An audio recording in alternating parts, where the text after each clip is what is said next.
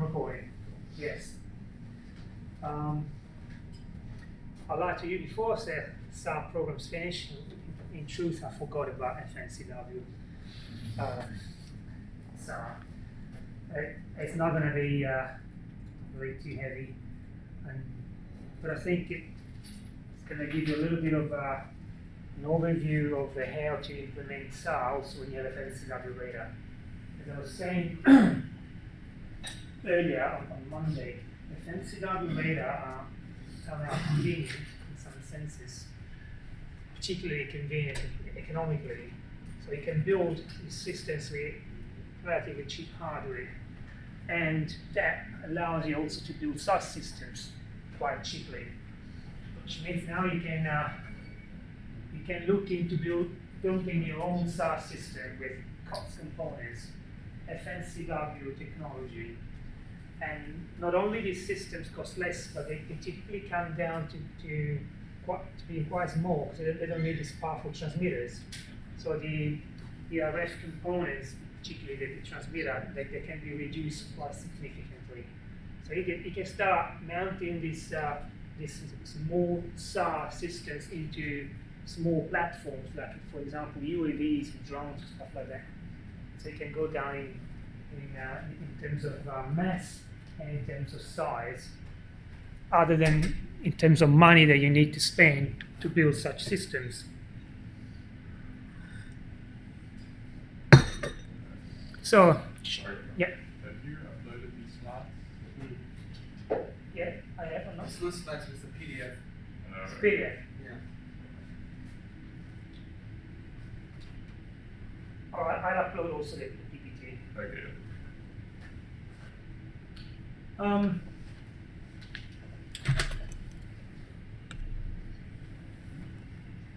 So,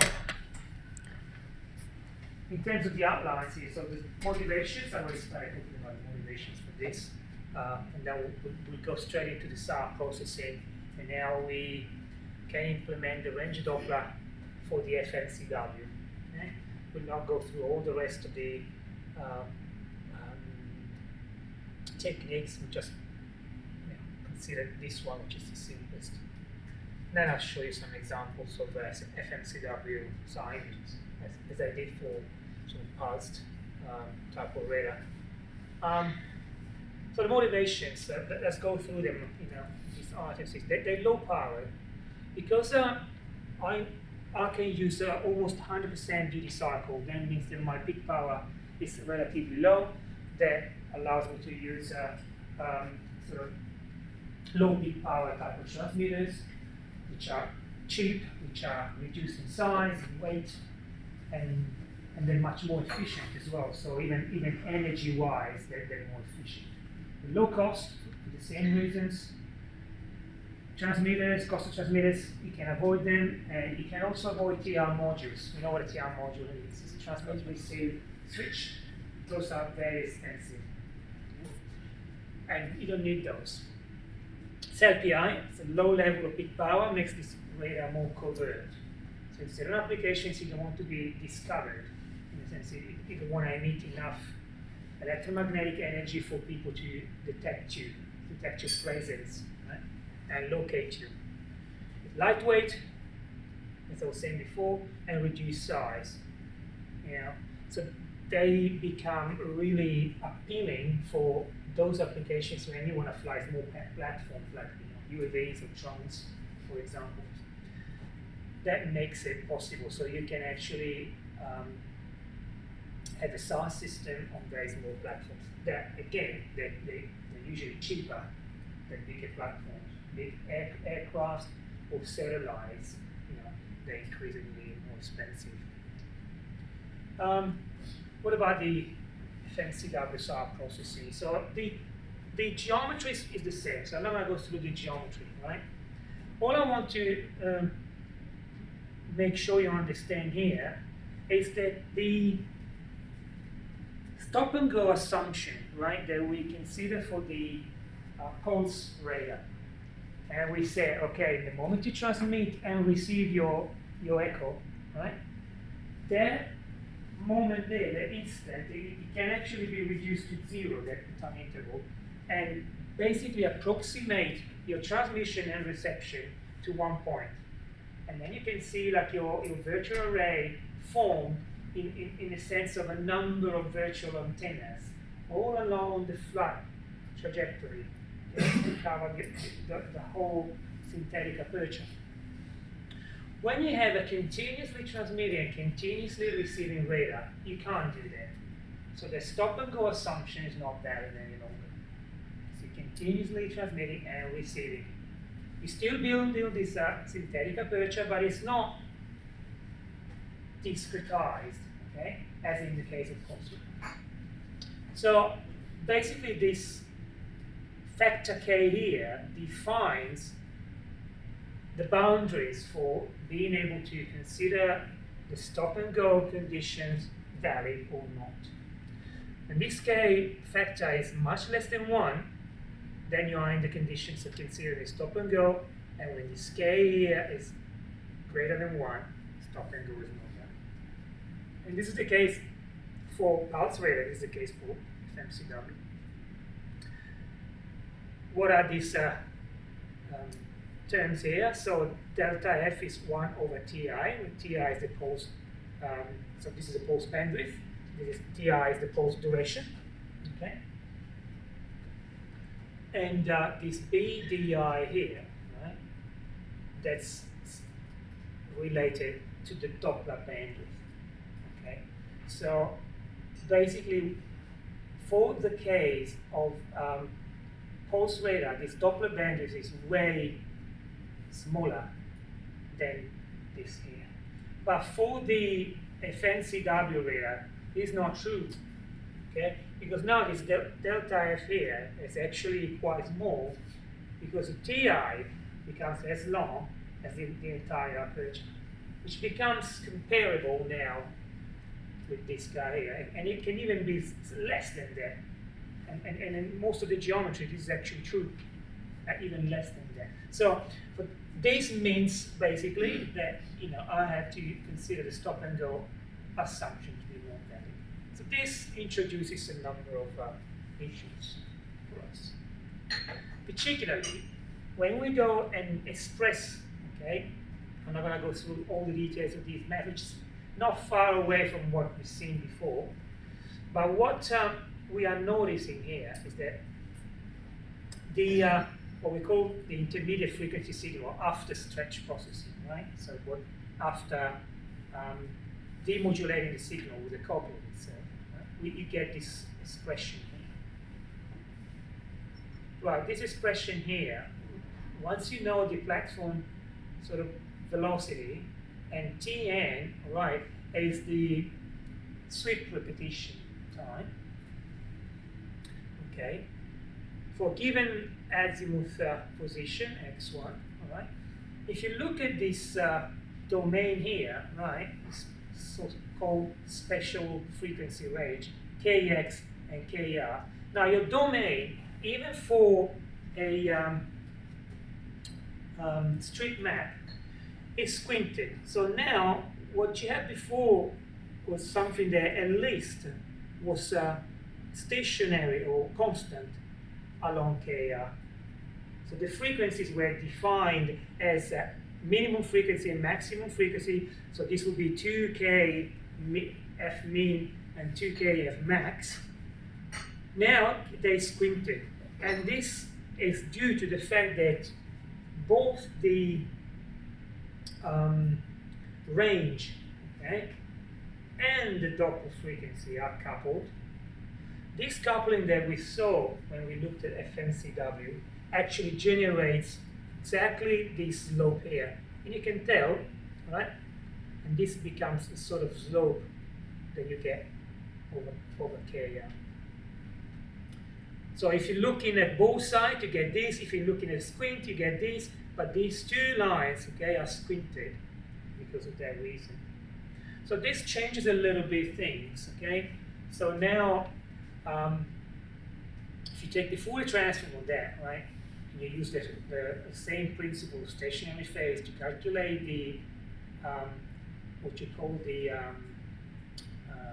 spectrum, right, in Kr and Kx, right?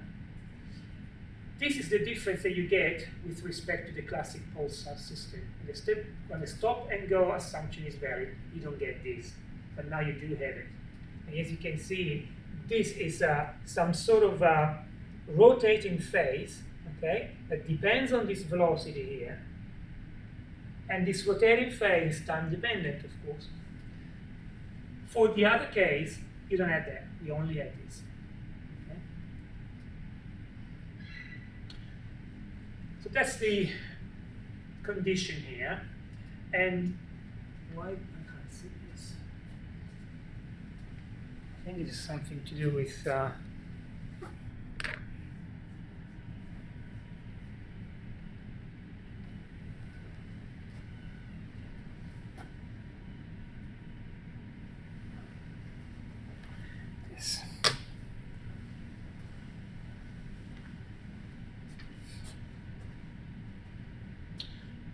So basically your phase, okay, which is your term here, your phase term, as you can see, you've got R times KR, which would be the term that you would like to see, okay? That's what you had previously with the pulse radar.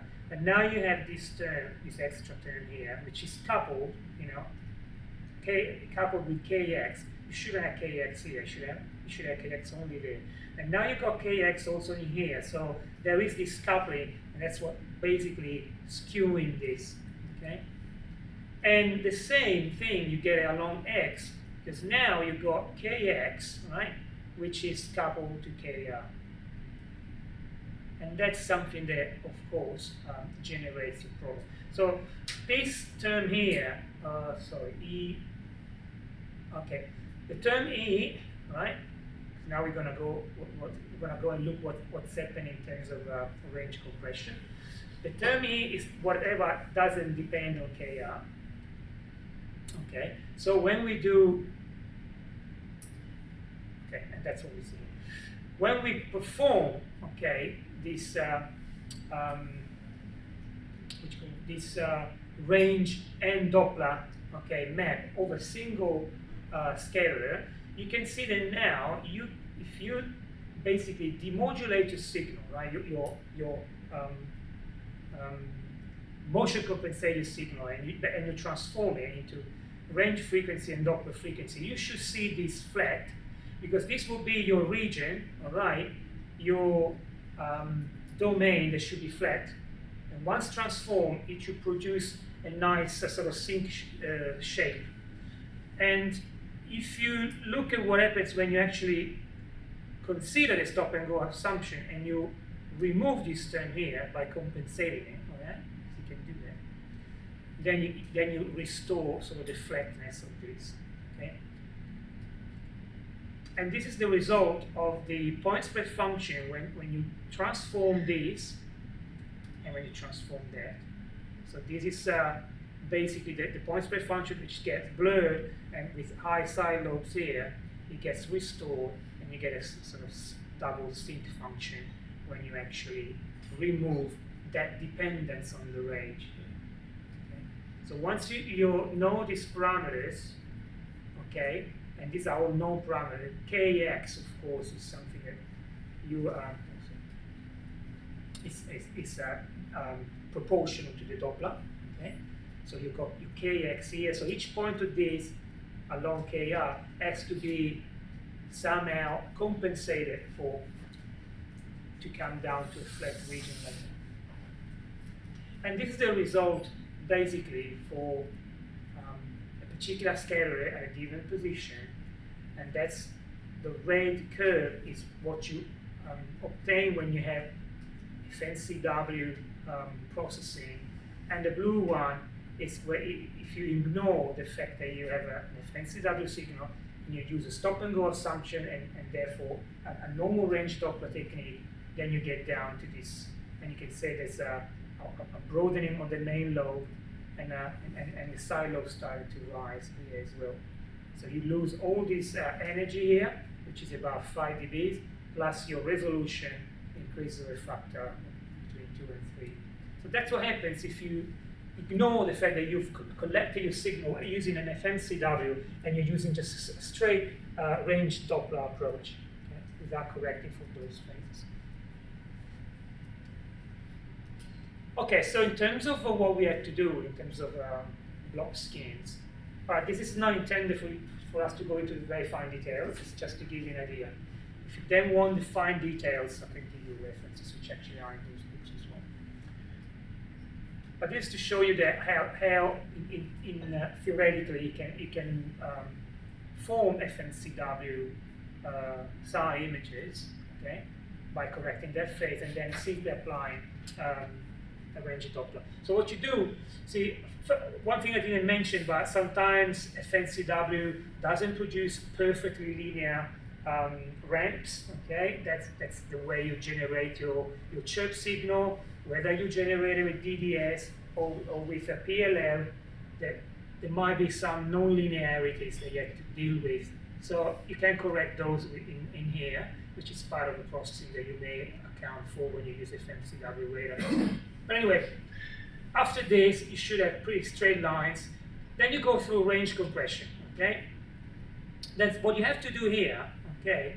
You have to apply those range Doppler coupling corrections here before you form through an FFT, form your psi image. The last bit here, map drift autofocus, well, ignore this for the moment, so you haven't talked about autofocus.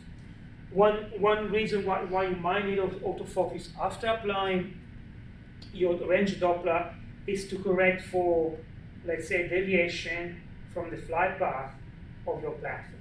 That's something that we haven't talked about because we will be talking about this extensively for ISA. And those techniques that work for ISA, they also work for SAR, so I'm not going to talk about it now. But this is something that you do pretty much, even with pulse radar, you still apply this. So for now, ignore it, and then we'll look into it. So this is the range compression. You do an FT, basically. That's what range Doppler suggests. An FT basically does a match filter, all right, along the range. And then range migration correction term. So how do we do that? So basically, what we are experiencing here is this R prime, okay, which is shifted, okay, this is the correct range, which is shifted by a term that I call RD. This RD is basically the range offset that I get because of the Doppler. If you remember, range and Doppler are coupled. So if I move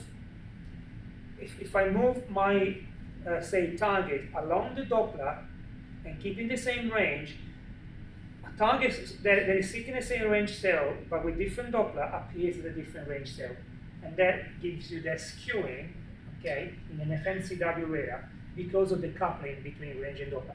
And even a target that moves with a certain velocity, okay, take two targets that move the same velocity but they at different ranges, they don't generate the same Doppler because the Doppler again is affected by the positioning range. So this coupling between range and Doppler, you can see it here pretty much. So and this is the range. So the Doppler the range offset caused by the Doppler, which is actually written. Okay, so the range migration correction, you have to apply basically you have to multiply your signal times this exponential function here, which takes into account this Rm, which is the sort of offset that you get. Okay? So you correct there for all the FD and all the R in the range Doppler map, and that corrects for all the components. So you do that, okay, here, and then you perform the so-called azimuth compression. For a range Doppler, it's another FD, another Fourier transform, and that takes you to, all right, the image. Map drift, we're not interested, as we not look at that. And these are some examples of FMCW. These are images. So these are obtained exactly with this technique. And you can tell, number of features here. This was taken in this canal here in Rotterdam, in the Netherlands. And there are some ships that are docked here, and they're visible here. You can see that pretty much is the layout of the ship, but because so this SAR system was flying at a certain height, so it doesn't really create an image plane that is perfectly horizontal, because its length range goes in this direction. So because its length goes in that direction, what you see here is a projection onto this plane, which is half top view and half side view. So you also see the superstructures coming out of here. But you also see the whole deck here. These are stationary structures. This is the pier. And this is a moving ship. It doesn't appear focused. This is blurred.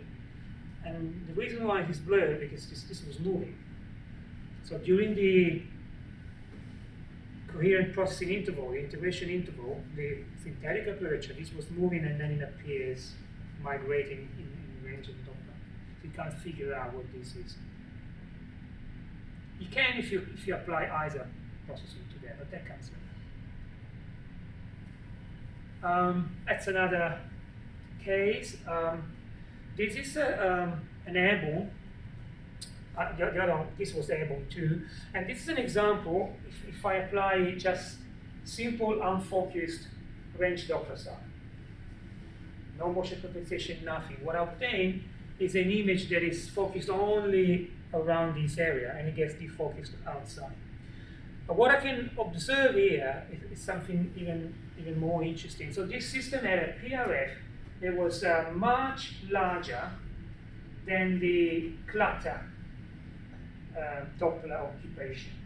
So that means, if you remember, one of the constraints that you have for the PRF has to be higher than the Nyquist. The Nyquist allow you to basically image correctly all the scatterers that are within the main lobe, right? So this is what you say is pretty much the clutter bandwidth or the stationary object bandwidth. But if you have a moving target, I think we discussed that, somebody asked this question. If you have a moving target that goes fast enough compared to the platform projection, right, radial velocity, then you see those targets are away from the actual stationary ones. And this is what happens here. This was actually an image of this highway. There's plenty of targets going up and down really fast. So you see some appearing at negative Dopplers and some appearing at positive Doppler, depending on the fact that we're going towards the radar or away from the radar. So these types of systems, right, where the PRF is designed to be much larger than the required PRF to image this area here, are actually meant to look at moving targets. So now you can detect all the moving targets here and measure the radial velocity compared to the stationary ones. So those type of SAR are meant to do ground moving target indication. They're called GMTR type of system.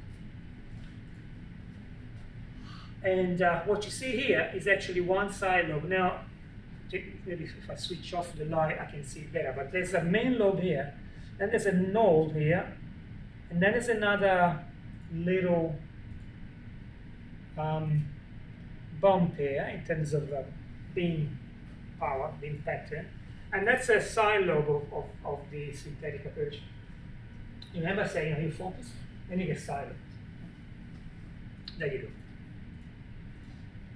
And these are the targets. Okay. Again, I don't expect you to understand all the methods. So I went very, very quickly through it, and I also didn't explain all the passages and all the rest. But what I'm trying to say is that what you're supposed to do with FNCW radar is to correct for those effects that come entirely because of the fact that you can't assume that the acquisition is done on a stop and go basis. That continuous acquisition brings in a coupling between range and Doppler. Okay?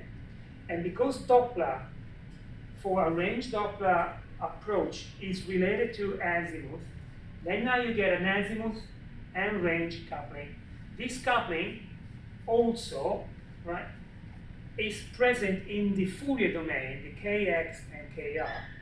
And that signal model that I show there, okay, tells you how much correction you have to do depending on the position and the position I range and Doppler, or range and azimuth. So you correct with that term, and you automatically realign things, okay? Which means you decouple at this point range and Doppler. To correct for that term. All those coupling terms which give you offsets are corrected for. So you're re-establishing pretty much a sort of rectangular domain in the Fourier. In the Fourier domain, a rectangle support in the Fourier domain. And then a simple Fourier transform allows you to form the image. So the extra step that you have to do with respect to a simple range Doppler approach is that correction. So instead of a two-dimensional Fourier transform, you do a first Fourier transform, correction, second Fourier transform. So you got this extra step in between. That's the only thing you have to do. And that's been proven theoretically, and of course proven by the results in terms of what you obtain when you form an image. So it's very, if you want, it's very straightforward. The mathematics, you know, I understand, I went through it quickly, so I don't expect you to understand it. And I wouldn't expect you to remember all those passages as well. But I think it was important to give you a little bit of a flavor of FMCW SAR, because those systems, again, not only exist, but they're becoming more and more popular because they're very appealing, they're very attractive when you think of all those benefits. If you go back to those motivations tell you that that's a pretty good product that can be produced and sold and found many applications, maybe not so much in military area, but a lot in civil applications, like money, right? It's a problem. You can't spend maybe $1 million to buy a parts radar. You can spend maybe $100,000 to buy an FNCW radar. It can be a factor 10. And it comes down more compact, low powered, so it's got a number of advantages. All right. So get rid of this.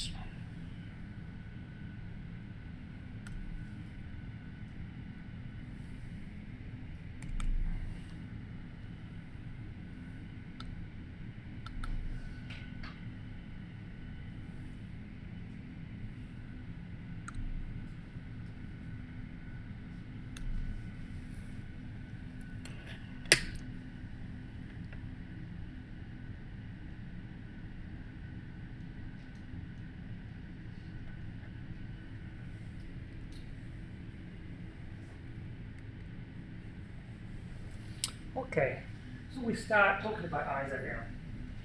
So now what we have to do is start thinking a little bit differently, okay? In a sense, our scenario changes now.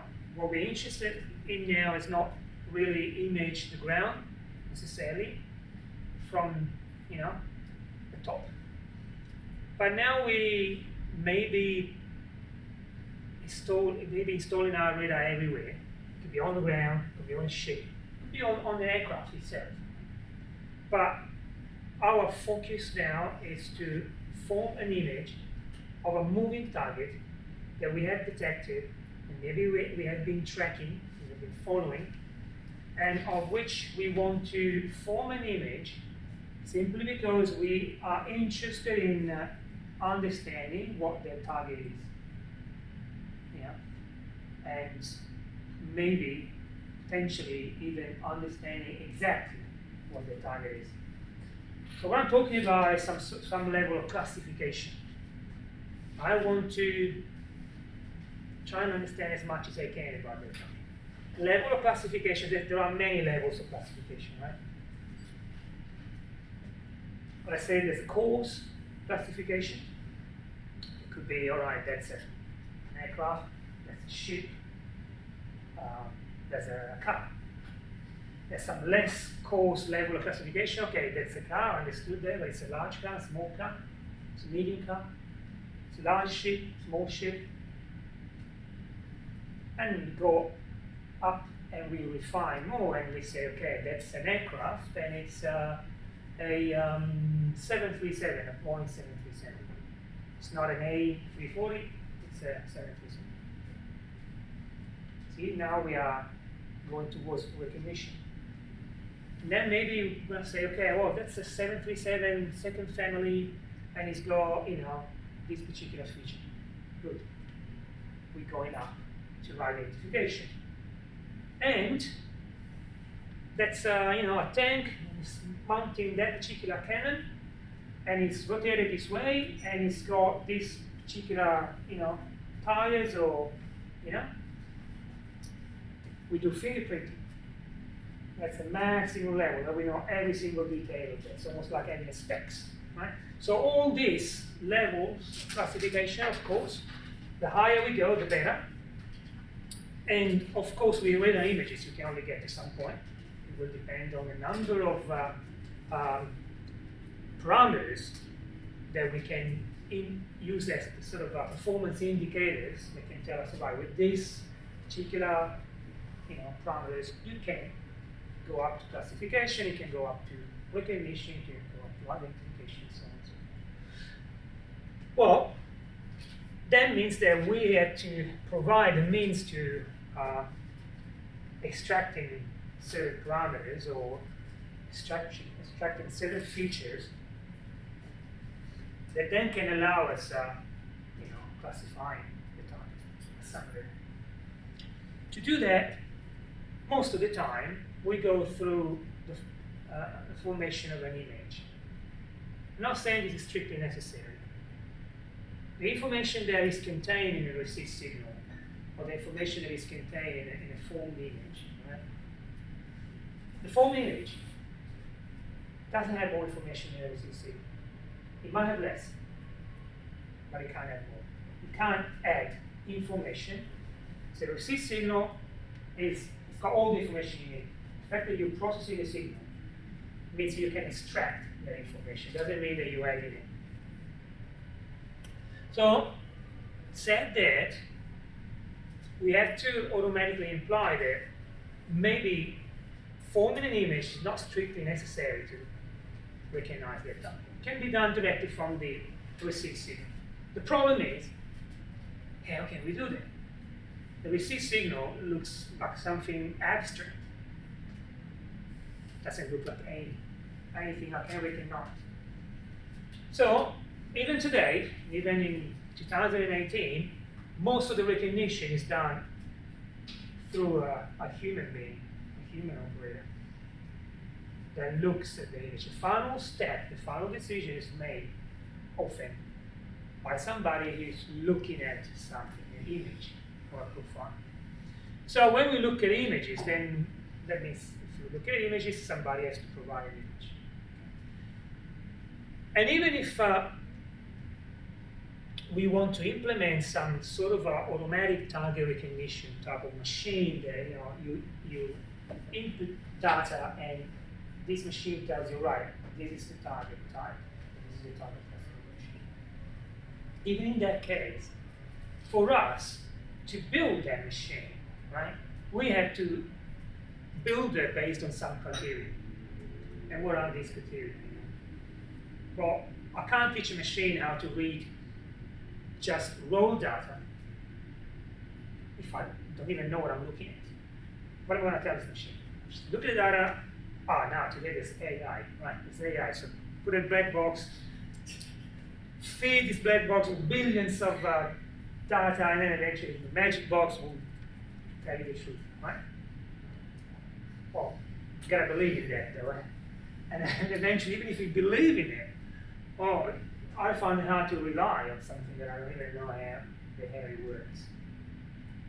So, point is, if I want to teach a machine how to extract features and recognize the target, I have to have some means to do it. And unfortunately, as human beings, we are quite limited in this sense. We are, again, used to look at images to recognize things. So the most natural way for us to teach a machine how to extract features is to form an image and tell, okay, now you've got an image. Look at this and that, look how long this target is, and you try and teach the machine something that it makes sense to you and can be considered, if you want, robust or logically based, right? And you can build even some nice theory around it, but something that is tangible, right? So, bottom line, okay, here we are now trying to form an image of our target by using raw data. Okay, so all I've been talking about in the next time till the end of this course will be how to form ISA images out of raw data. What do we need? We need, similarly to a SAR system, we need a coherent radar that is able to provide also phase information. Right? That's what we need. So the radar that we use for SAR is not different from the radar that we can use for ISA. As we will see, we will still need a coherent radar with potentially very fine range resolution. Okay? And then we will have to see what sort of parameter we'd be interested in. PRF. For the SAR, we've got the platform velocity. Now for ISA, it's meaningless because the system could be even stationary on the ground. Fine, so we'll see what parameters really count. So we'll talk about all the differences between SAR and ISA once we understood a little bit what ISA is. But we'll start with the concept of synthetic aperture, because you already know what that is. So that's what we're going to start with, geometry and signal modeling, and we'll start with that. And then we go through ISA image formation. We'll try and interpret ISA images. That'll be very important. I'm forming an image, but what's that image? What does that mean? And then we go through ISA image autofocus. So this is a fundamental step for me to make things work. And it's called autofocus because unlike the SAR case, right, I do not have any means of controlling on one side, but even measuring let's say the target's motion in this particular case, because the target is moving, it's not the radar necessarily. Whereas when the radar is on a platform and everything is stationary, I have some means of measuring platform motions, maybe with INS system, GPS/INS systems that give me pretty much position each time of the platform. Here I can't do that. So it's some sort of blind processing, really. Now, then, once we understood this, then we know how to form an image. We'll have also practical session. We play around with data, simulated data, but still. And we form images. We'll be happy with that. But then we have to kind of make all this happening in the real world. And we will see that all this basically works, provided that some assumptions are satisfied. And in order to make sure that these assumptions are satisfied, then we have to go through some understanding of the physics and the dynamics. Okay? And this relates to that. And all we can do is somehow because we can't control the target, somehow we have to kind of wait and see. So we have to kind of illuminate the target and then choose when it's the right moment to form an image out of the time window. It's almost like I'm selecting my the optimal subaperture to form a meaningful image of that time. And this would be about that time window selection. Then we'll talk about cross-range scaling, which is something that will be clear later. And then I've got also this, not sure if I have time to talk about this polarimetric laser. If I do, it might be interesting, otherwise we'll just stop it. Okay, let's start from here. From SAR to LISA. We know a lot of things about SAR now. So let's start from there, okay? You all remember this, right? Spotlight SAR. We are, on top of this platform, we're traveling along this straight trajectory, and in the meantime, we're steering the antenna to illuminate this area, like a spotlight. Okay, good. What happens if now I take my reference system from the ground and I put it on top of the antenna? Well, if the reference system goes on top of the antenna, it's like you were sitting down here, now you're sitting on the antenna. What you see is the whole world passing by underneath you, right?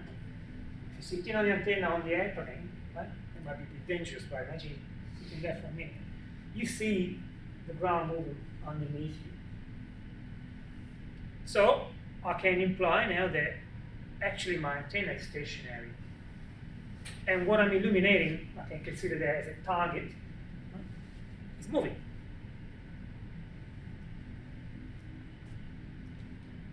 Just change the reference system, I don't change anything. Okay? But I'm in a condition where now, if I look at this antenna, it's stationary, there's no synthetic aperture formed there, is it? How can I imply there's a synthetic aperture if this is not moving? Right? Let's complicate things a little bit more. Know what this is? It's a turntable. Imagine this rotates, okay? Now, turntable, and there's a radar here, which is supposedly stationary because it's sitting on the ground. And you imagine there's a target on top here, right? It's rotating. So this is actually a typical sort of measurement setup. And you want to measure the RCS of the target at different angles. So rather than picking up your radar every time and moving it to look at a target from a different angle, right? This can be very heavy, and you have to position it, accurately every time.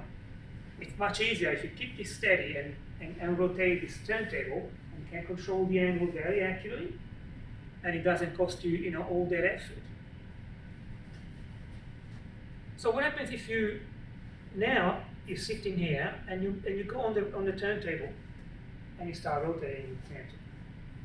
So your reference system now is sitting on the table, and you see your antenna passing by, right, in a circular manner. So there's no synthetic aperture here, is there? What is the synthetic aperture? I'm just moving the reference system, but now I can see I'm forming a circular array here, which is a synthetic aperture. Because now I've formed this virtual array of antennas. So this makes me think a little bit, right? Because now I'm saying, okay, it looks like a synthetic aperture is formed depending on where I put my reference system. But I can't change the world by changing the reference system, can I? It'd be nice. I can move the reference system from the government to me, and I'll become the law. And I tell them what to do. Right, so point is, it's not really a matter where I put my reference system. The point is that as soon as there's a relative motion between the radar and the target, okay, that produces somehow an angular variation, all right, automatically, because of that, a synthetic aperture is formed. And I can tell you that because at that point, anytime I can place myself on top of the target, whether the target is just ground or whether the target is a moving vehicle, right? What happens is that if I see, from that standpoint, if I see the radar antenna moving in some way, changing in angle, that means that a synthetic aperture is formed. So what's the difference between SAR and ISA? If I ask you now.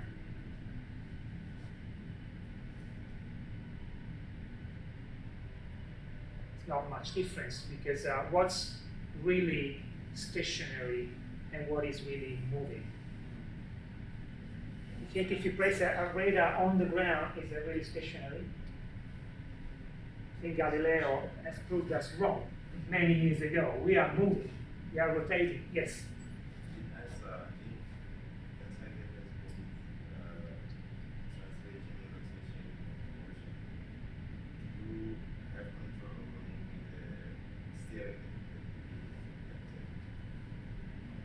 Well, with ISA, I could have an antenna that detects and tracks a target and moves and follows it. Yeah, I can do that. If I have a fast tracker, like a system that allows me to do that, I can do it, yes. Typically, you can do it by moving the antenna, or if you have a phased array, you can just move the beam. That's not a problem. So yes, you can do it. So you can have, even a large aperture. So the point is, SAR and ISA are really geometrically are the same problem, because both targets and radar are likely to be moving, unless I decide, right? Because I'm placing my reference system onto something, and that reference system may be non-inertial. Doesn't have to be inertial. I don't care at this stage. The point is that as soon as I move the reference system, one or the other is stationary. Right? Or I could put a reference system externally on another platform and see both moving. So that really doesn't change things. So SAR and ISA, from that point of view, are exactly the same thing. So where is the subtle difference between the two? Well, it's what we call cooperative or non-cooperative target that makes the difference. In SAR, I can say the target is cooperative because the target is perfectly stationary and I'm controlling the motion. So I have perfect cooperation between the radar and the target. The target is not really cooperating, but because it's stationary, because I know the geometry, I know the dynamics, then I know exactly where it is, and I know it's going to be there all the time. With ISA, I have to shift the paradigm, and it changes because now I'm looking at a target that is moving according to its own desire. It might be translating their way. It might even be oscillating, rotating somehow, pitching, yawing. Think of a ship on the sea surface. Maybe it's unwanted, maybe the ship doesn't want to really make everyone, seasick, but still moves, and that's not controllable. That creates a non-cooperative type of target. So that is the problem, because now if I put the reference system on the target, right, what's going to happen? I see a synthetic aperture form, but if the target oscillates a little bit there, the synthetic aperture goes up and down, left and right. You can see the antenna moving all the way around. And can you control it? No. Can you know a priori where things are going to go? No. So not only you can't control it, but you don't even know it. Right? So that is the subtle but fundamental difference between SAR and ISA. Knowledge, the controllability of the geometry and the dynamics of the radar target system. With SAR, you control it and you know it. In ISA, you don't. So that puts you in a position where now I still have to form an image because that's what I'm asked to do. But I have to do it without knowing this virtual array SDI, isn't it? I surely cannot use any of the SAR processor that I defined because those processing schemes require the knowledge of the position of all those elements. If I do not know it, there's not much I can do. Can't use SAR processing to form ISA images. That's the main issue. And that what tells me, all right, what am I going to do now? Well, typically in these occasions you start from scratch. Reinvent the whole world. Doesn't mean that everything you learned will be useful. But yeah, don't be scared. It's easier than you think. Okay, first I'll give you some examples of ISA systems just to, break the ice. Look at this ISA system here. It's a pretty impressive one. This is a system that exists nowadays. It's operational. It sits in Germany. This is not called Afghan anymore. It's called Fraunhofer Institute. Fraunhofer Institute is a pretty big institute in Germany, and they do partly work for the government, partly work for the industry. It's sort of a mixed organization. It's pretty much like CSR. They own this system here. This system was built during the Cold War. And you can imagine why it was built. This is a big dish, 34 meters in diameter. It's huge. And it's a fast tracker. This thing moves incredibly fast. What you see out here is the radon, and I think it's the largest radon in the world.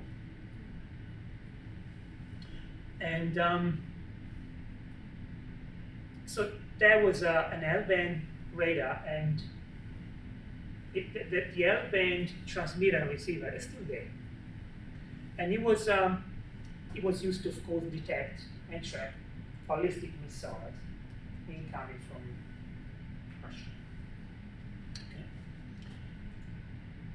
After the Cold War finished, so when things warmed up a little bit, they decided, instead of dismissing this, quite good radar, they decided to upgrade it with another transmit-receive device, which operates at Ku band, around 16 gigahertz. And at those frequencies, right, which is about 15 times higher, this dish becomes incredibly powerful. Now, it's like having built an antenna that is 15 times bigger. So 34 times 15, about 500 plus meters of dish. And that's the sort of gain you get at KU. So now, with this antenna here, they can look out in the in space and detect, track, and image through ISA moving objects that are orbiting in space, like satellites. So these are all images of satellites. Maybe I can switch the wire and show you. Then I'll turn it on. So you can see a lot of details here. You can see these images are actually, they are 10, 15 centimeter resolution. So each pixel there is about 10, 15 centimeters. So you can see a lot of details, okay, of these satellites here. They are able to spot holes in solar panels. They are, about that big, 10, 20 centimeters big. And a few times they have been tasked by satellite owners to look at their satellites and take pictures of them to understand what's going, what was wrong with them because they stopped functioning. And a couple of times they spotted these holes in the solar panel. And it's a pretty good system because now when you go up and bring your repairing kit. If you know what's wrong, you just bring that. Otherwise, you have to bring everything. And the weight costs dearly when you go up in specs. So that's very, very interesting use of it. They formed ISA images continuously in a sort of a video you can download from their website of the Chinese station when it was forming. And you can see this ISA images, sequences that look like a video of the Chinese station as it formed. They were the only one producing radar images of the Chinese station. That's a pretty impressive system, if you want. And this uses ISA techniques to form these images. Something you're going to learn. This is an example of a ground-based, ISA image of a Boeing 737. This is what it looks like. You can see the fuselage, the whole length of it, half the wing, so the whole wing, one side. The other one is self-occluded. You don't see it because the radar viewpoint is such that the other wing was behind the fuselage. So you see something, but not much. It's probably part of the engine that appears, but the rest is masked. So you don't see it. You wouldn't even see it with naked eyes, right? So the radar is necessarily more blind than naked eye. If it's occluded, self-occluded, you can't see it. So you see, of course, once again, how different an electromagnetic image is at microwave. This was an X-band radar. So the wavelength here is about 3 centimeters. So very different from an optical image, of course. But, yes. So that bit of the wing that you're seeing is actually the tip bit? This? No, on the other side. Here, Yeah. that's a tip. And this is all the length of the fuselage, and you can see the nose up here. This white dot, it's not noise, it's actually.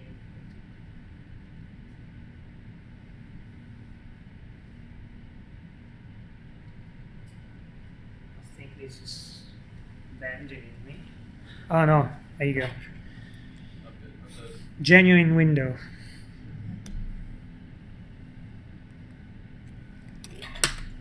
That's another case. Well, in this particular case, we've got our radar that is mounted on this C-130. Okay, that's a military aircraft that it actually transports troops and cargo and all sorts of stuff. It's not armed. It's just for logistic support. And this was looking down at a ship here, exactly this one. So this photo was taken during the radar acquisition. You might say, oh, this is a typical SAR geometry, right? But the ship was moving. So if you use SAR processing in this case, you get a blurred image. Doesn't work. And you know why it doesn't work. Because now, not only it is clear to you the concept that if something moves, you get a blurred image, like when you use a camera, right? But now you also understand something more. Like why does it get blurred? It's because the synthetic aperture that is formed up in the air is not really just that component that is produced by this platform motion, but this is tainted by these motions here. Like if the ship rolls or pitches, that will change the position of that synthetic aperture, and it starts seeing like S type of behavior. But you're trying to form the image using sound processing, believing that that's just as the platform motion, but it's not. Synthetic aperture will be deviating from this significantly, and nobody's going to tell you what the synthetic element is, because that depends on what the target is doing, and you don't know. target may be tens of kilometers away, you know, covered in fog, or maybe it's pitch black because in the dead of the night, the radar sees, your eyes don't. So what you actually have to use here to form an image of that is ISA, because ISA doesn't imply knowledge of that geometry. It's a blind processing. Okay? So this image here has been obtained using ISA, okay? And you can see this is a pretty well-focused image because you can recognize a lot of features of this ship here. This is so-called bulk loader. And the bulk loader can load using these cranes. So if you've got a container on the dock, you don't have to wait for another crane to pick it up and put it on board. You can do it yourself with these cranes here. Okay? And you can count the number of cranes. This is 1, 2, 3, 4, and 5. And you've got even a little post here.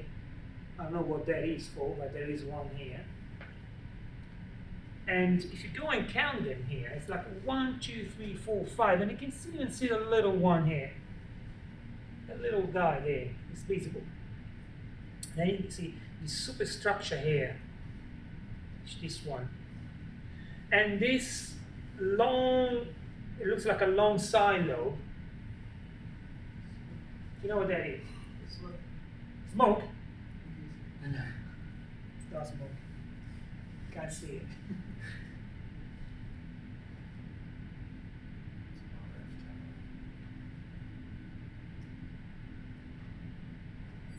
That's a micro-Doppler effect. You know what a micro-Doppler effect is? Tell you, because you probably, in the rest of your life, you'll be hearing about micro-Doppler. If you deal with radar, you're going to do other interesting things, then you don't. But if you deal with radar, you will see micro-Doppler effect. What are these micro-Doppler effect? They are rotating parts, like in this case, an antenna.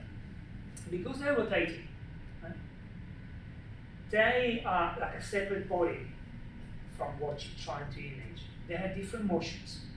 And these fast rotating objects create, strong, large Doppler frequencies. And because this is a Doppler domain, that means that this antenna now is going to start producing lots of Doppler, because these fast motions, right, the radial motion of this object here is going to spread because it goes very fast. So these micro-Doppler usually appear like stripes along the Doppler curve that otherwise wouldn't be explained. Okay? Because if it was a defocusing effect, you would see it everywhere.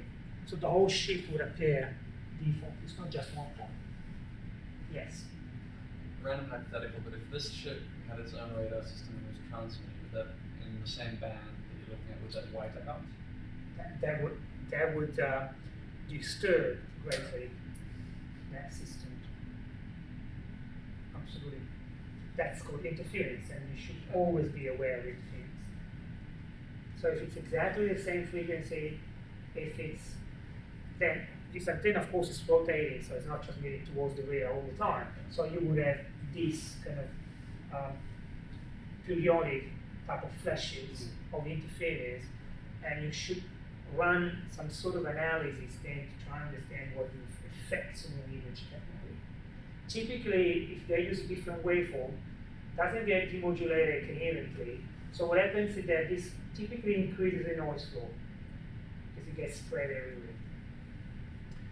But not necessarily. You have to run a particular study for each particular waveform, power, the dwell time, so the amount of time that the interference actually existing on your radar, and so on and so forth, and then you would try and figure out a model for that and predict what the effect would be on your image.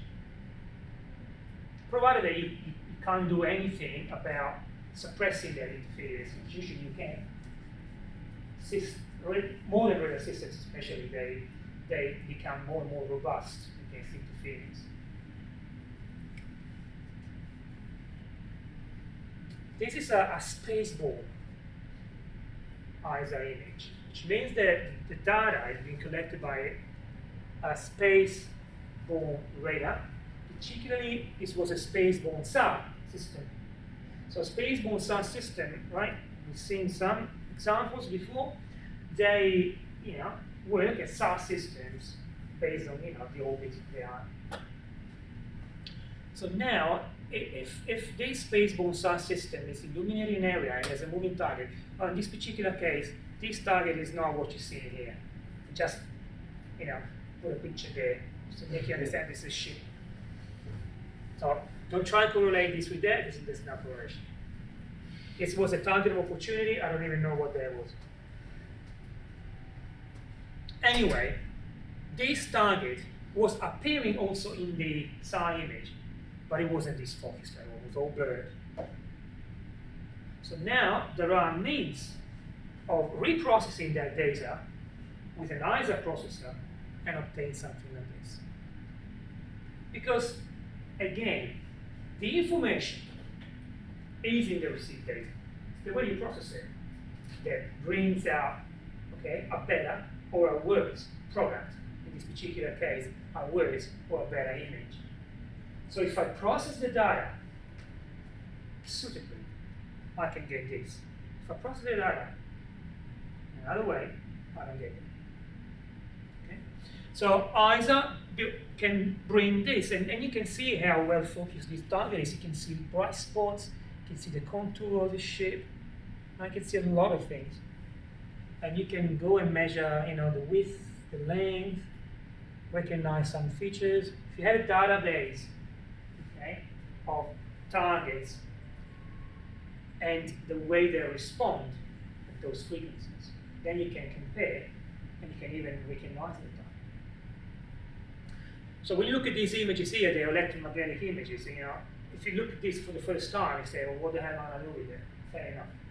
But if you're a trained operator, if you've seen millions of those, if you've got the database, if you've got the means to exploit this imagery here, then you can do a lot. So it's hard to convince you now that this is useful, but if you project yourself into, being one of those operators with a lot of knowledge, a lot of databases and information, then you can figure out that this can be actually very useful. Okay.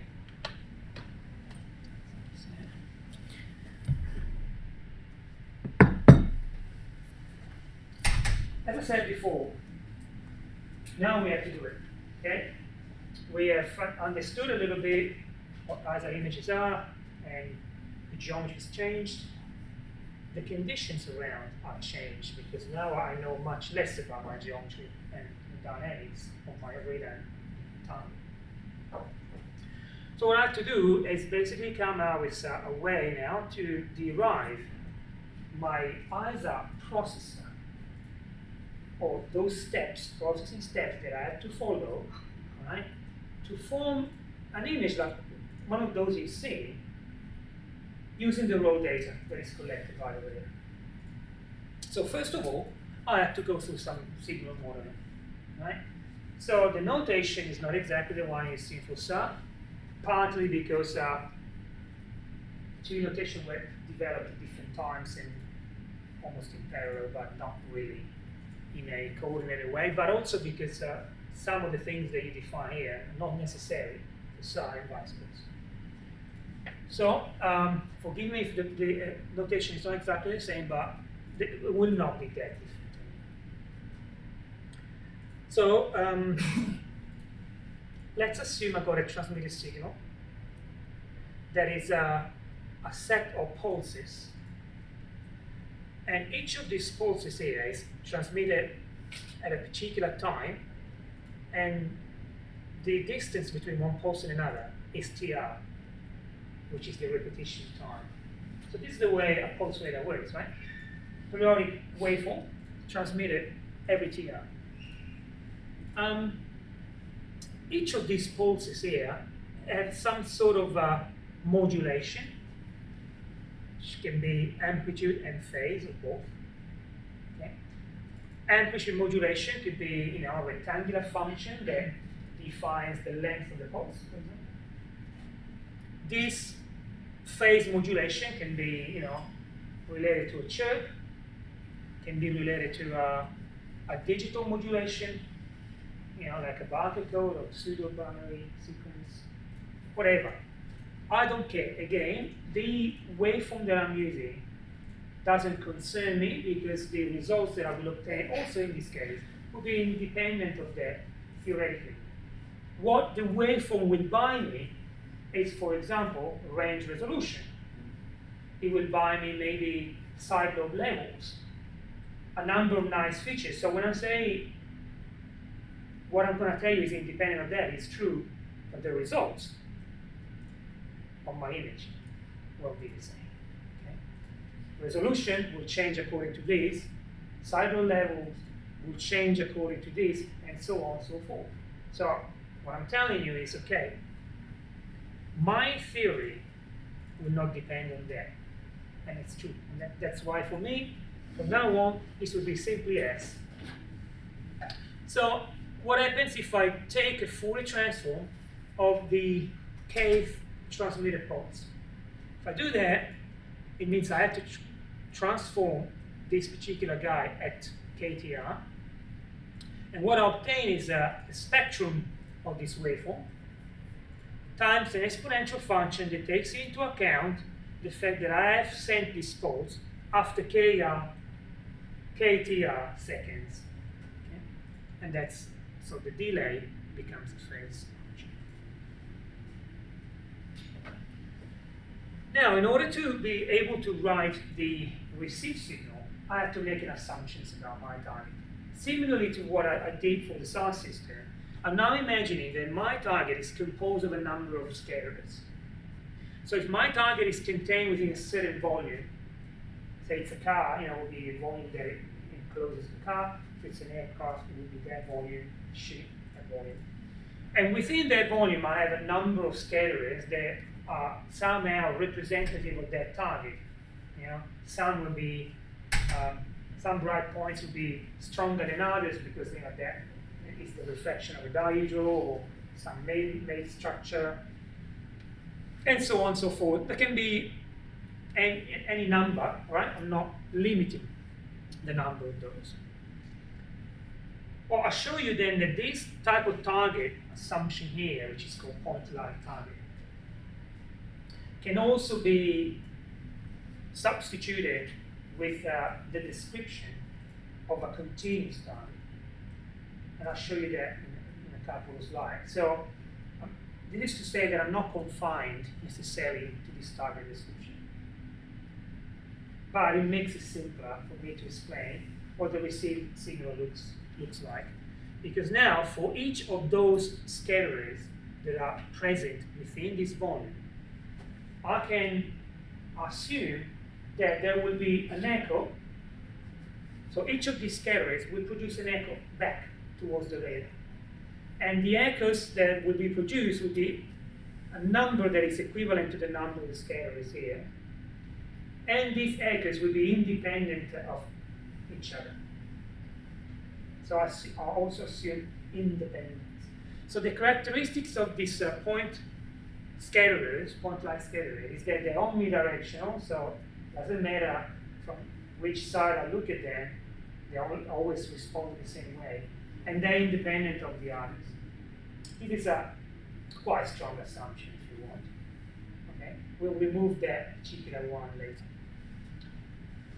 So now, if I look at the received signal, so this becomes a composition of all these echoes. So even a single pulse, transmitter at K, TR, produces a set of echoes. One per scalar. Each scalar has got a weight. The notation changes, but the meaning doesn't change at all. What I called a sigma before, now I call it as A. Who cares? It's the same story, right? That represents the amount of energy that is backscattered by the ith element there. And I imagine I got m of those. Okay, m is an arbitrary number. Now, each of these echoes comes back with a different delay. That's what I call tau sub I. That's a round trip delay. Well, these delays here are related to the distance between this point and the radar. at each time. So every KTR, this distance may change because this target may move with respect to the radar, right? So the distance of this point changes continuously in time, and that's what I'm writing down here as tau sub I being 2 times this distance, that of course depends on this particular point, which would be different from this one or the other one, but it also depends on time, because at a TR later, I will see this point in another position. So this depends on both. So now if I want to write the spectrum of this signal, I have to Fourier transform this. And if I Fourier transform that, I obtain the same waveform spectrum, which is independent of this, because any echoes, it's got the same signal, right? If I transmit S, I receive S. I receive it at some time later with a certain weight, but the spectrum of the signal doesn't change. So the spectrum is independent of I, and it sits outside the sum because it doesn't depend on it. What is left here, as you can see, is a weighted combination of exponential functions. And now these exponential functions, see, are related to these delays here. Nothing new, really. I haven't changed much. What I cannot say now that I could say before, when I talked about SAR, is something about R. That capital R there, there's nothing I can say about it. What can I say about it? I can't control my target. I don't even know where this target is. All I can do is measure these quantities. Okay? So R, all I can say, maybe it's a continuous function of t, because this target, I would imagine, doesn't have infinite power to move instantly from one point to another. So it will have some smooth transition from time to time. That's the only thing that I can do, really. But other than that, I can't control it. I don't know if this target is coming towards me and going away, or coming and going like a yo-yo. I really don't know. Can't say much about it. So that is one consequence that I can already point out of dealing with ISA rather than SAR. With SAR, I knew the geometry. You can always measure the R with respect to one point on the ground, because I know where I am as a radar. Okay, so now what I was saying before, what about that point-like target model? What if I change it into a continuous target? Well, if I change that into continuous target, this collection of delta, so delta means that now I have a point, right, of 0 size, so geometrically just a point. But to make that point scatter back, my reflectivity function has to be a Dirac delta, otherwise I wouldn't have any power to count back. Right? So what I'm doing, I'm substituting now this point-like target with a continuous one. So my AI, which was telling me something about the reflectivity properties of that target, is transforming to this continuous function psi of x. So now this becomes some sort of density, reflectivity density over this surface. Okay? So a single point here doesn't produce 0 back. I have to now extend to a patch, because a density, only if integrated over surface, gives me something discrete. So what I'm implying also is that this reflectivity function that is defined for each point x on the target is non-zero when x belongs to this volume where the target is defined. So just saying that this is confined within a volume.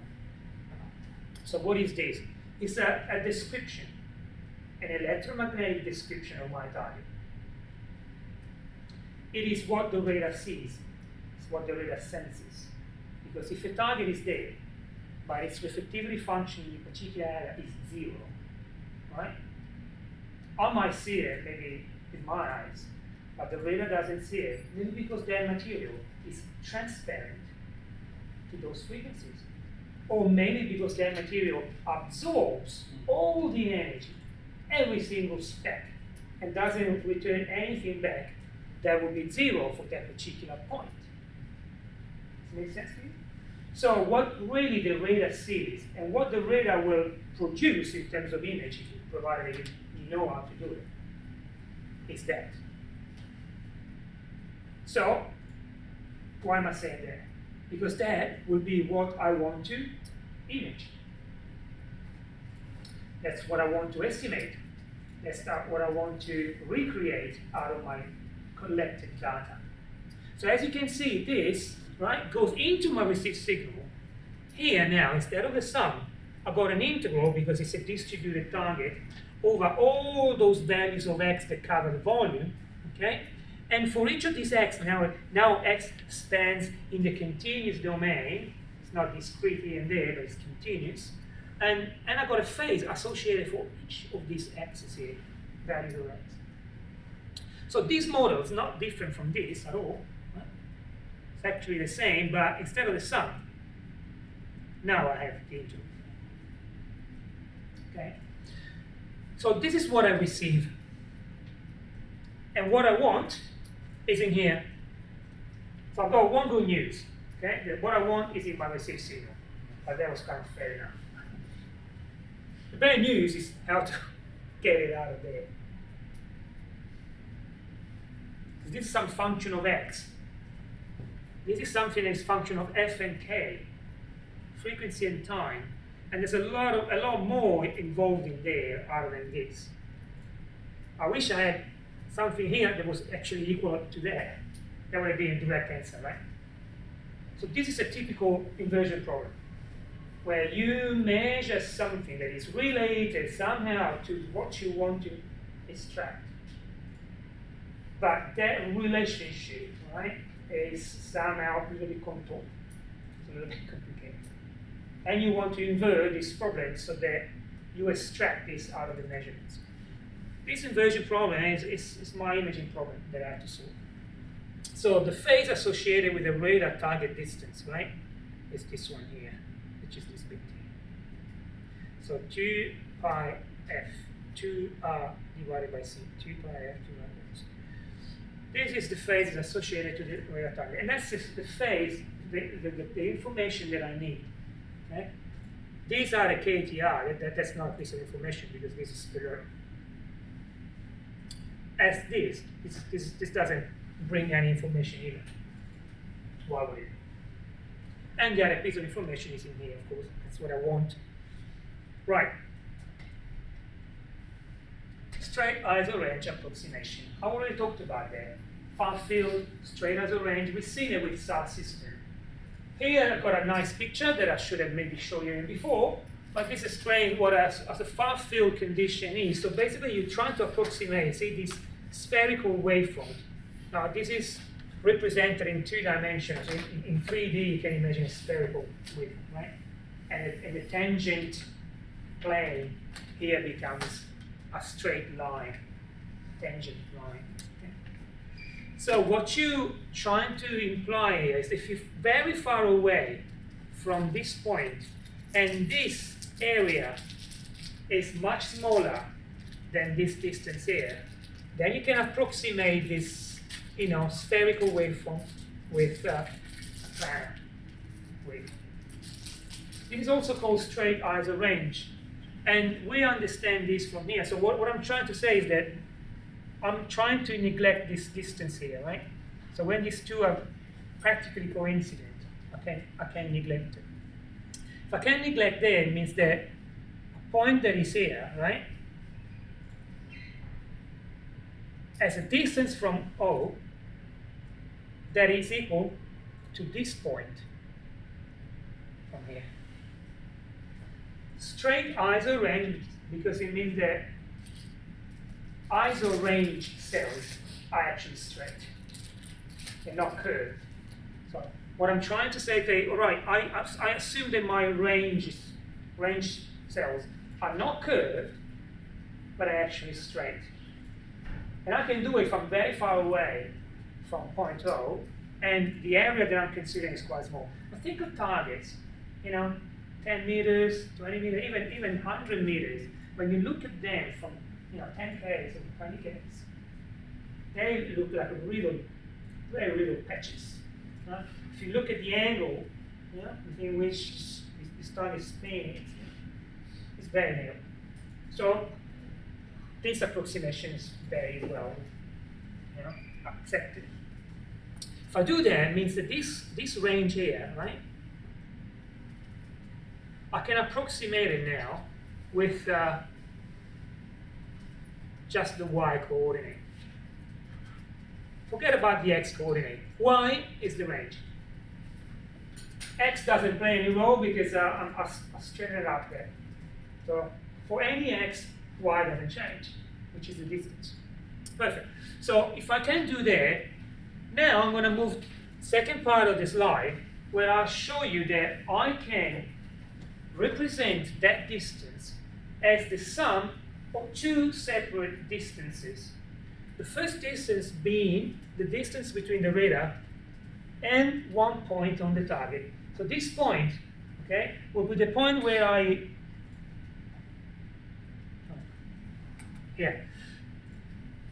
this point here, what I call XO, YO, is a point that I define as a reference point on my target, and where I now, can embed a new reference system where this becomes the origin of it. I'll get there in a minute. But the point is now my distance of this point from the radar, because of the ISO range, means that this distance becomes equal to this distance here. So this and this, because of the straight ISO range at the same distance from here. So to convince you, have to think of this to be very far away so that these two lines become practically parallel to each other. So the distance that I'm now considering is the projection between this, the projection of this vector onto this line of sight, and if I can do that, that's the next slide, this is explaining what I was saying before. Now I can decide where to place my reference system onto the target, choose an arbitrary point O. This doesn't have to be the center of mass or any particular point. It can be any, it can be even on the side here, down here, here. Choose the point that you want. That becomes my reference point. It's just for explaining the theory behind it. Then it doesn't, as you will see, it doesn't change the outcome. So whatever I choose, I put this reference system here. So now I can rewrite my projection here, as this distance plus this vector projected here. In fact, this here now becomes this projection here that I can approximate with this plus the scalar product between this and the line of sight. The line of sight is this, it's the range coordinate. Line of sight is range coordinate. This is interesting now because by doing this, I have defined a Cartesian reference system, x1, x2, and x3, that is sitting on the target and is moving with the target. So the target rotates, this rotates, the target translates, this translates. So this reference system is actually attached to the target. So if I do that and I put this into my receive signal model, then I can split that phase term that I had here into two phase terms. One that is independent of the position of the scatterer, and one that is dependent on the position of the scatterer. So this term here contains, as you can see, the phase shift that is due to the fact that I have transmitted my pulse at KTR. So to tell you which pulse I'm referring to. And this other term here, see, is a term, a phase term, that depends only on the cinematics of this point O. This point O moves, this tells me the distance of that point from the radar at any time. So if this target moves along some trajectory, right, point O represents, okay, one point of that target, only one, and I represent with RO here the distance of that point from the radar at any time. So that's the range history of that point. You'll know that if I have a distributed body, right, I can't represent the motion kinematics of that body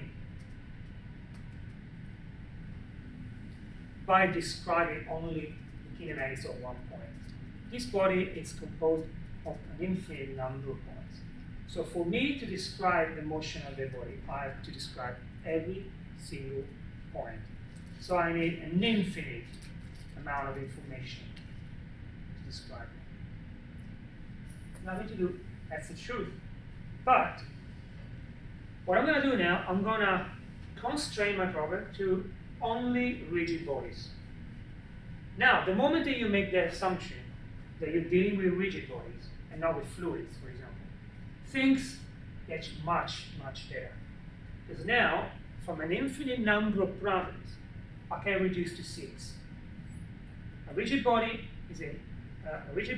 motion is entirely described with 6 parameters. And I need 3 parameters to describe the motion of one point, any point. I don't care which. And I need another 3 parameters to describe a rotation vector that is applied in that point. With this motion of one point, motion parameters of one point, 3 parameters, of course, x, y, and z as a function of time. And then I need a rotation vector that is called omega, for example, omega x, omega y, omega z as a function of time. With these 6 parameters, I can describe entirely, completely, the motion of that. It's like knowing what each point on that target, where it's going to be at any time. Once I have these 6 parameters, I can figure out where any point is. It's because it's rigid. The motion of one point and another point are not free. They're locked. So if one moves in one way, the other one has to move the other way. That's how things work when you have a rigid body. If you have a fluid or a non-rigid body, or everything can happen. So we don't want to treat that problem, also because we wouldn't be able to form an image of it. But we can for rigid bodies, and most of the targets we're interested in are rigid bodies. What happens when I have a rigid body and on top I've got something rotating? That's not a rigid body anymore in its global sense. In fact, I cannot form an image of both, a focused image of both at the same time. I have to choose. Well, but we get back to that later. That's not important now. But we've seen the effect before of the microdoppler. Anyway, so we got now our reference, our receive signal model that is composed of these 2 phase terms.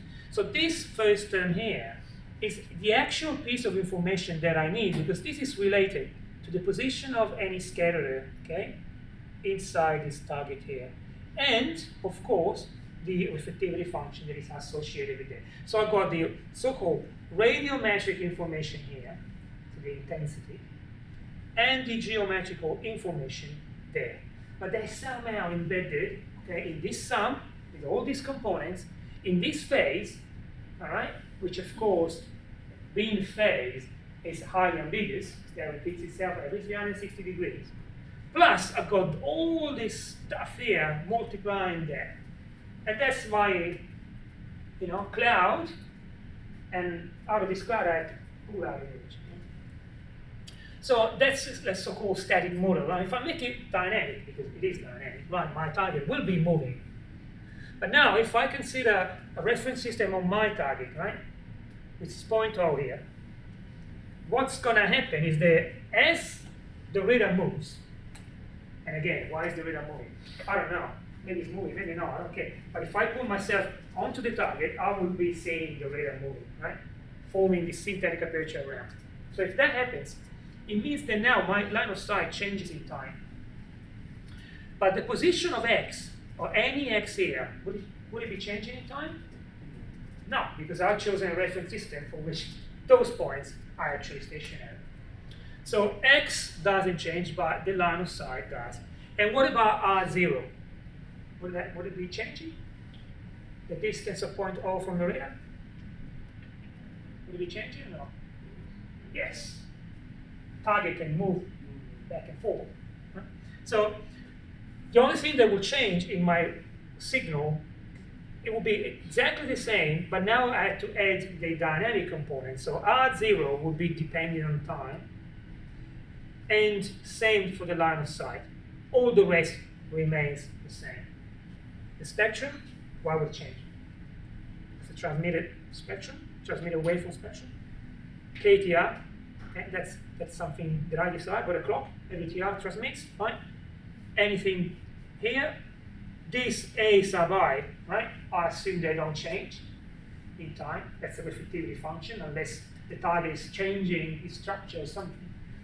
And X doesn't change again, you said it, because I've chosen a reference system for which X is actually stationary.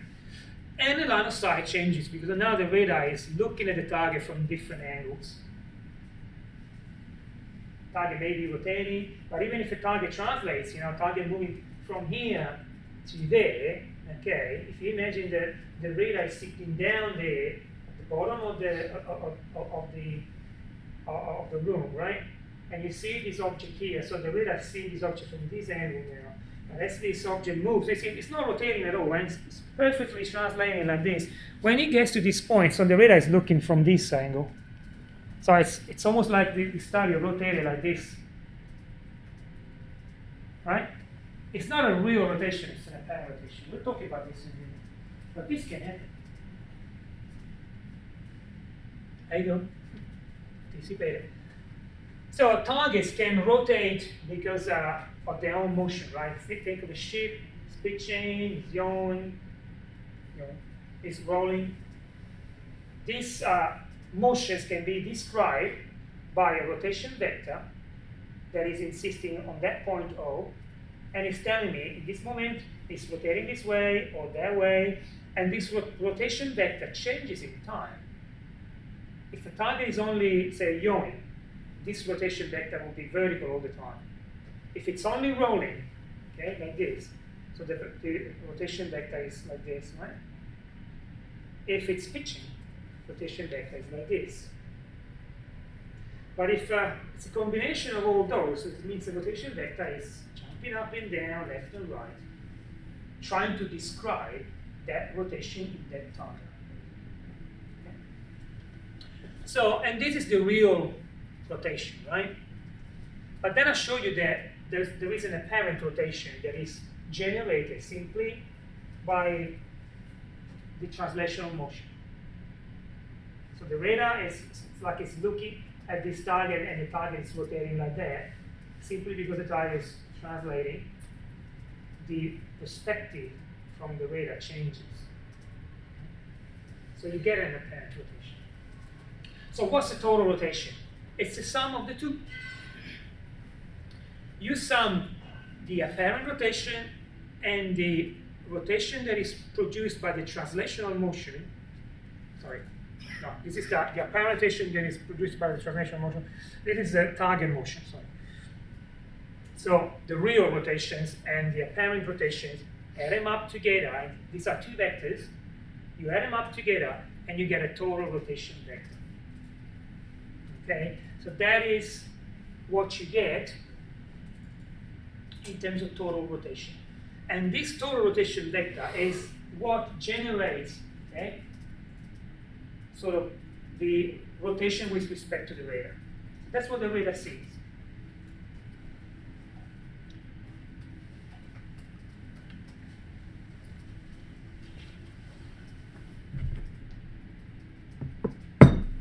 Break?